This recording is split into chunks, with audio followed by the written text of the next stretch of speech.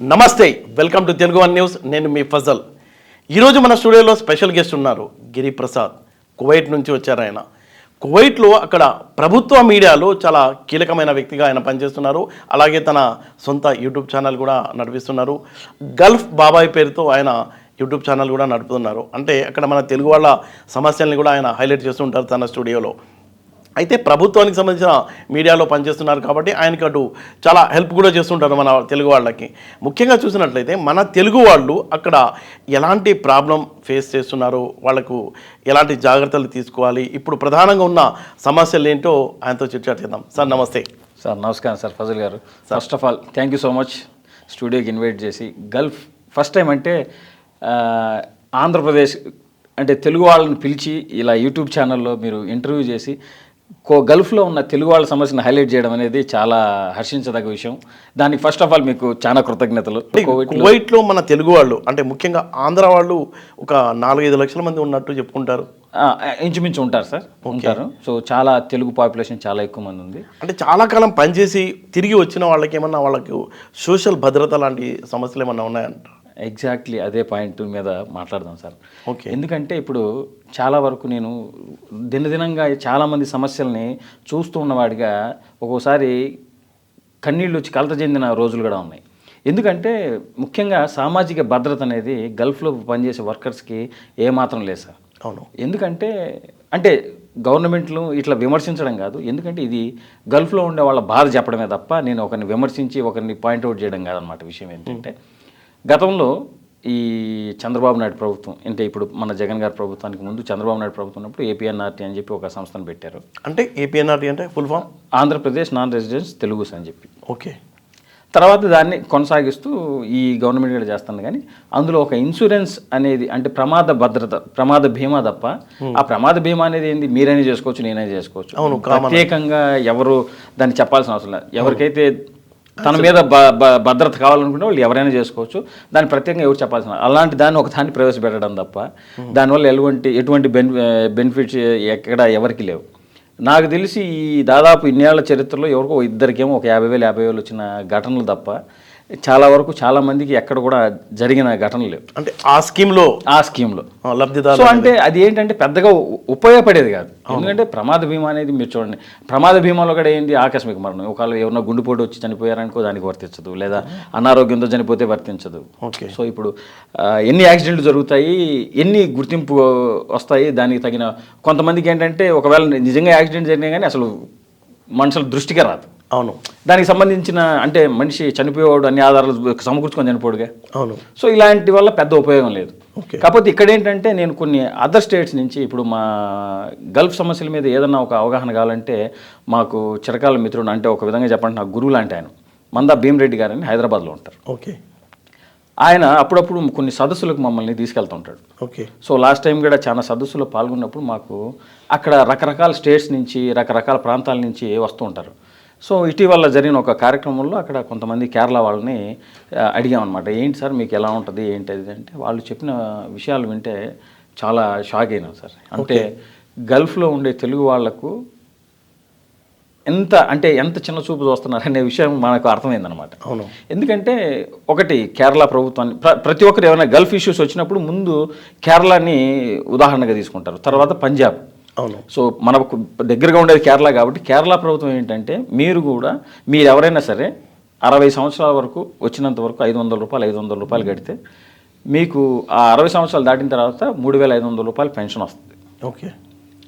ఆ పథకాన్ని కంటిన్యూగా చేస్తున్నారు. ఓకే. సో తర్వాత పిల్లల చదువులకి ఎవరన్నా గల్ఫ్లో ఉండి పిల్లలు చదువుకుంటున్నారంటే దానికి సంబంధించిన లోన్స్ ఇవ్వడం, అంగవైకల్యం అయితే ఫ్యామిలీకి సపోర్ట్ తిరిగి వచ్చిన తర్వాత ఎవరైనా 2 సంవత్సరాలు అక్కడ పనిచేసి ఎన్ఆర్ఐగా ముద్ర వేసుకుని అక్కడికి వచ్చిన తర్వాత ప్రోత్సాహకంగా ఈ లోన్స్ ఇవ్వడము. అవును. అంటే ఇలా చెప్పుకుంటూ పోతే చాలా ఉన్నాయి సార్. ఒక్కసారి కేరళకి సంబంధించిన ఒకసారి వెబ్సైట్లోకి వెళ్ళి చూస్తే వాళ్ళు ఇచ్చే బెనిఫిట్స్ అయితే నిజంగా చాలా అమోఘం. ఇంకొకటి ఒక వ్యవస్థని నిలిపి అంటే ఒక బోర్డు లాగా చేసి కేరళ గవర్నమెంట్ రాష్ట్ర నిధుల్ని వాళ్ళకి సమకూరుస్తుంది అనమాట. అవును. అంటే ఎవరో ఇస్తారు చూస్తారు వెయిట్ చేద్దాం, కేంద్ర ప్రభుత్వ పరిధి అది లేకుండా రాష్ట్ర ప్రభుత్వం వాళ్ళని కాపాడుకుంటుంది. ఇంకొకటి ఏంటంటే కేరళ ప్రభుత్వం కేరళ కాకుండా ఇప్పుడు కేరళ వాళ్ళు వచ్చి ఆంధ్రప్రదేశ్లో పనిచేస్తుంటారు, లేదా పక్క రాష్ట్రాల్లో ముంబై లేదంటే రకరకాల స్టేట్స్లో పనిచేస్తున్నారు. వాళ్ళకు కూడా వర్తించేటట్టు వాళ్ళు ప్రణాళిక సిద్ధం చేశారనమాట. సో ఇది చాలా పాత పద్ధతి. అవును. కాకపోతే ఏంటంటే ఎవరైనా చూసేవాళ్ళు మీరు కేరళకు సంబంధించిన ఈ వెల్ఫేర్ బోర్డు గురించి చూశారనుకోండి, మీకు బాగా అవగాహన అవుతుంది. అవును. సో పెద్ద మొత్తంలో మన ఆంధ్రప్రదేశ్లోని ఉమ్మడి కడప జిల్లాలో మరియు ఉభయ గోదావరి జిల్లాల నుంచి చాలామంది వలస వెళ్ళి కువైట్ రకరకాల గల్ఫ్ దేశాల్లో జీవనం కొనసాగిస్తున్నారు. కొంతమంది అయితే వాళ్ళ జీవితాలు సాక్రిఫైస్ చేస్తున్నారు పిల్లల కోసం అని. అంటే కొంతమంది ఏంటంటే ఇక్కడ మీకు తెలుసు కదా, హస్బెండ్ సరిలేక భార్య అక్కడికి వస్తుంది, అలా పాతకాలం నుంచి ఉండి ఆవిడ ముస్లాం అయిపోయిన దాకా కష్టపడుతున్న పిల్లలకి అందరినీ చూస్తుంది. చివరి టైంలో ఇక్కడ ఉండే వాళ్ళు పట్టించుకోక అక్కడ ఉండలేక అక్కడ హాస్పిటల్ పాలి ఒక్కోసారి ఇల్లీగల్ ఇమిగ్రెంట్స్ కూడా అవుతుంటారు, ఆ కామాలు గట్రా తగలకుండా. అవును. అక్కడ ఉండే కఠినమైన రూల్స్ ప్రకారం కొన్ని ఫాలో కానప్పుడు ఏమంటే ఆటోమేటిక్గా బ్లాక్ లిస్ట్ అయిపోతారు. ఓకే. బ్లాక్ లిస్ట్ అయిపోతే మీకు హాస్పిటల్ ఉండదు, సరైన వసతులు ఉండవు. అవును. ఇలా అంటే దొంగచాటుగా బతకాల్సింది వస్తుంది. అవును. అలాంటి వాళ్లకు కనీసం చివరి చూపు చూసుకునేదానికి కూడా ఇక్కడ వాళ్ళు ఇబ్బంది అయిపోతుంటారు పరిస్థితి. అవును. అలాంటి వాటి కోసం వల్ల మన ఆంధ్రప్రదేశ్ నుంచి కూడా ఒక మంచి ఒక బోర్డు లాంటిది. ఇప్పుడు ఎందుకంటే సార్, అంటే ఇప్పుడు ఎన్నికలు రాబోతున్న నేపథ్యంలో ప్రభుత్వం అంటే పొలిటికల్ పార్టీల ముందు ఏమన్నా పెట్టబోతున్నారు మీరు ఏజెండా? సార్ అలాంటిది ఒకటి నేను ప్రయత్నం అయితే చేస్తున్నాను. సో మనం మొదలు పెడతాం, ఎక్కడి వరకు వస్తుందో తెలియదు. ఈ సమస్యలను అయితే హైలైట్ చేయాలనేది నా ఉద్దేశం అనమాట. సో కొంతమంది మిత్రులు, కొంతమంది పెద్దలు అందరితో అంటే ఒక విషయం, తెలంగాణలో హైలైట్ అయినంతగా ఆంధ్రాలో గల్ఫ్ బాధితుల గురించి అంతగా హైలైట్ కాదు, ఎవరు పట్టించుకోరు. కారణం ఏమంటారు? సో ఎవరు దాని గురించి కొంచెం సీరియస్గా తీసుకోవట్లేదు. అవును. సో ఈసారైనా కొంచెం సీరియస్గా తీసుకుందామని నేను గల్ఫ్లో ఉన్నప్పుడు 1-2 సందర్భాలు వీటికి మాట్లాడినప్పుడు కేవలం ఈ కామెంట్స్ రూపంలో లేదా అన్నగారు బాగా చెప్పారు లేదంటే ఆయన బాగా చెప్పారు అనే వరకే కాకుండా దీన్ని కార్యరూపం దాల్చే దిశగా ఏం చేయాలనే ప్రణాళికను కూడా కొంచెం రచిస్తున్నాము. సో కొంతమంది పెద్దలతో మాట్లాడి దీని మీద ఎలా ముందుకెళ్ళాలనేది ప్రధాన పార్టీల ముందు ఏమన్నా పెడతారా మీరు? వైసీపీ ఖచ్చితంగా తీసుకెళ్ళి పెద్ద వాళ్ళతో కూడా ఈ యొక్క విషయాలన్నీ, అంటే ఇతర రాష్ట్రాలు ఏం చేస్తున్నాయి, మన రాష్ట్రంలో కూడా అత్యధిక చాలామంది ఉన్నారు సార్. మీకు మీడియాలో ఉన్నారు కాబట్టి ఒక కడప జిల్లాలోకి వెళ్తే ఒక ఇంటికి ఒక గడపకు 2-3 కువైట్లో ఉంటారు. అవును. ఇంకా గోదావరి జిల్లా వాళ్ళు చాలామంది ఉన్నారు, లేడీస్ కానీ జెంట్స్ కానీ చాలామంది డ్రైవర్లుగా లేకుంటే మెయిడ్స్గా పనిచేసే వాళ్ళు చాలామంది ఉన్నారు. వీళ్ళందరికీ సామాజిక భద్రత అనేది ఒకటి ఉంటే ఏంటంటే ఒక 60 సంవత్సరాలు పనిచేసిన తర్వాత సార్, 60 సంవత్సరాల తర్వాత ఏంటంటే కనీసం ఇక్కడ ఇంకొక మేజర్ ఇష్యూ ఏంటంటే, ఇప్పుడు మీకు రేషన్ కార్డు ఉంటుంది, ఇక్కడ ఓటు హక్కు ఉంటుంది. అవును. ఓకేనా, అన్ని వసతులు ఉంటాయి. ఇప్పుడు నేనున్నాను, నాకు ఓటు హక్కు అనేది తెలియదు, ఇంతవరకు నేను ఓటే వేయలేదు. ఓకే.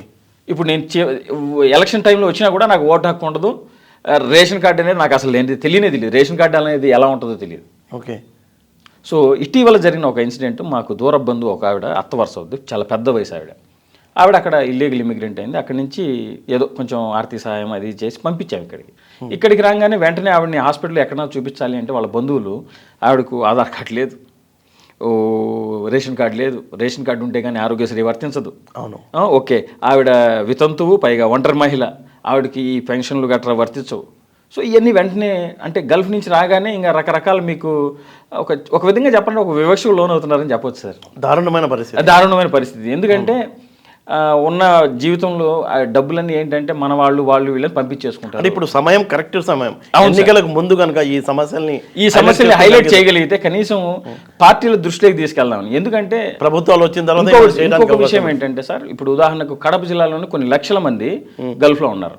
ఒక్కొక్క ఫ్యామిలీ నుంచి ఒక 4 అన్నా కానీ ఈ అలాంటి మూమెంట్ ఒకటి తీసుకెళ్తే ఆ ఎలక్షన్లలో అక్కడ నిలబడే అభ్యర్థుల మీద వాళ్ళ మీద ఒక మంచి ఇంపాక్ట్ అయితే చూపించగలం అనేది నా గట్టి నమ్మకం. ఓకే. మీరు కూడా కడప జిల్లా నుంచే ఉన్నారు? అవును సార్, నాది కడప జిల్లా రాజంపేట వాసి. నేను అంటే ఏం చేయబోతున్నారు రేపు ఎన్నికల కోసం? సో ఎన్నికల్లో ఏంటంటే సార్ చాలా అంటే ఇది ఈ సమస్య హైలైట్ కావడానికి అదే అనుకుంటున్నాం. అంటే పెద్ద వాళ్ళకి కలిసి ఇలాంటి మెమోలు ఇవ్వడము, వీలైతే కొంచెం ధర్నాలు చేయడం అలాంటివి అని అనుకుంటున్నాము.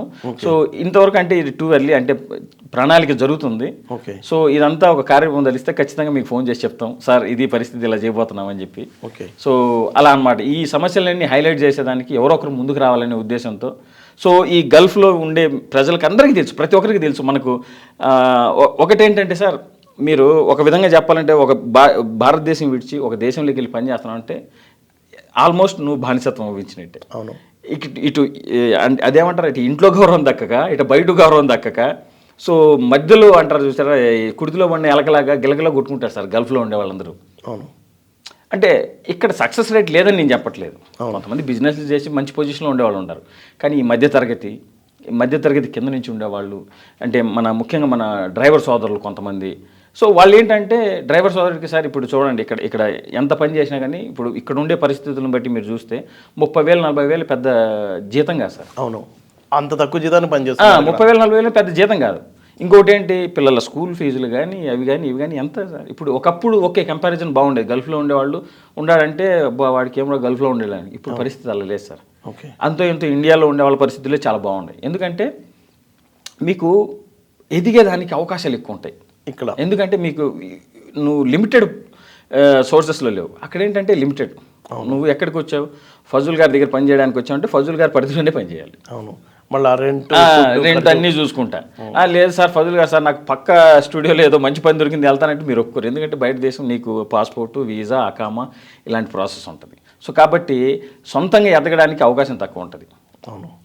సో మీ దగ్గర టాలెంట్ ఉన్నా కూడా గల్ఫ్లో ఏంటంటే నువ్వు చాలా లిమిటెడ్గా పనిచేయాల్సింది ఉంటుంది.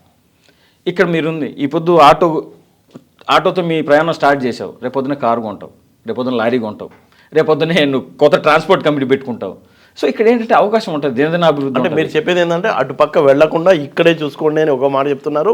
ఇంకా అటుపక్క నుంచి వచ్చిన వాళ్ళకి ఏమన్నా సామాజిక భద్రత కావాలి. అంటే ఇప్పుడు ఆల్రెడీ ఏంటంటే లేదు సార్, చాలా మంది ఏంటంటే కొంతమంది అది గల్ఫ్ వెళ్ళే ఆలోచన పక్కన పెట్టుకోవాలి. గల్ఫ్ వెళ్ళే ఆలోచన ఆల్మోస్ట్ చాలా వరకు కొంతమందికి అవగాహన అయితే ఉంది. కొంతమంది ఏంటంటే సాంప్రదాయబద్ధంగా నాన్న ఉన్నాడు, తర్వాత అన్న వెళ్ళాడు, తర్వాత అక్క వెళ్ళింది, ఇలా అని చెప్పి పరంపర కొనసాగుతుండే. కరోనా తర్వాత తగ్గిందా కొంతనా ఇంకా పెరిగిందా? కరోనా తర్వాత కూడా అంటే సార్ నేను చూసిన విధానం ప్రకారం అయితే లాస్ట్ కొన్ని డాటా కానీ తీసుకున్నట్టయితే కువైట్లో మన ఆంధ్రప్రదేశ్ నుంచి ముఖ్యంగా మన ఇండియా నుంచి లేడీస్ ఎక్కువ వచ్చారు సార్.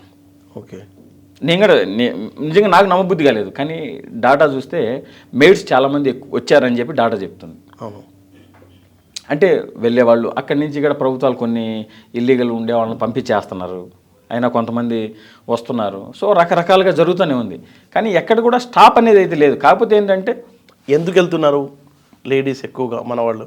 లేడీస్ అంటే సార్ ఇక్కడ ముఖ్యంగా ఏంటంటే ఆర్థిక వసతి మీకు తెలుసు, ముఖ్యంగా భర్తలు తాగుడుకు బానిసైన వాళ్ళు, సో రకరకాల ఇంకా ఏదైనా ఆరోగ్య సమస్యలు ఉన్న భర్తను పాపం ఆయన ఆర్థికంగా సంపాదించలేని వాళ్ళు, ఇలాంటి వాళ్ళు ఎక్కువ మంది వెళ్తుంటారు. సో తర్వాత కొంతమంది అంటే ఫ్యామిలీ పరంగా వెళ్ళేవాళ్ళు, ఇవన్నీ అది ఆ కేటగిరీలోకి రాదు. పనుల గురించి వెళ్ళే వాళ్ళని ముఖ్యంగా మనం పరిగణలోకి తీసుకోవాలి.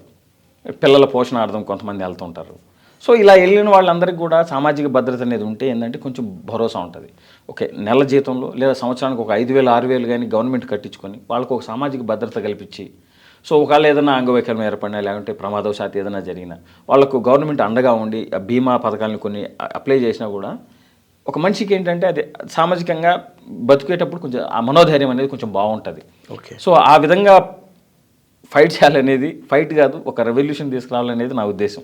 ఓకే, అది అంటే ఈ అంశాలపై రాజకీయ పార్టీలు దృష్టి పెట్టాలనేది నా ఆలోచన సార్. ఎందుకంటే ముఖ్యంగా ఇదేంటంటే ఎలక్షన్స్ మూమెంట్ కాబట్టి మిగతా రోజుల్లో చెప్తే ఎవరైనా సరే ఓకే సార్ చూద్దాం చేద్దాం అంటారు, కానీ అంతది రాదు. ఇప్పుడు ఏంటంటే ఎలక్షన్ మూమెంట్ కాబట్టి ప్రతి ఒక్కరికి ఏంటంటే ఒక సమస్య, మీకు తెలుసు సోషల్ మీడియాలో ఇప్పుడు ఎంత చేంజ్ తీసుకొస్తున్నాం, ప్రపంచం అంతా మారిపోయింది.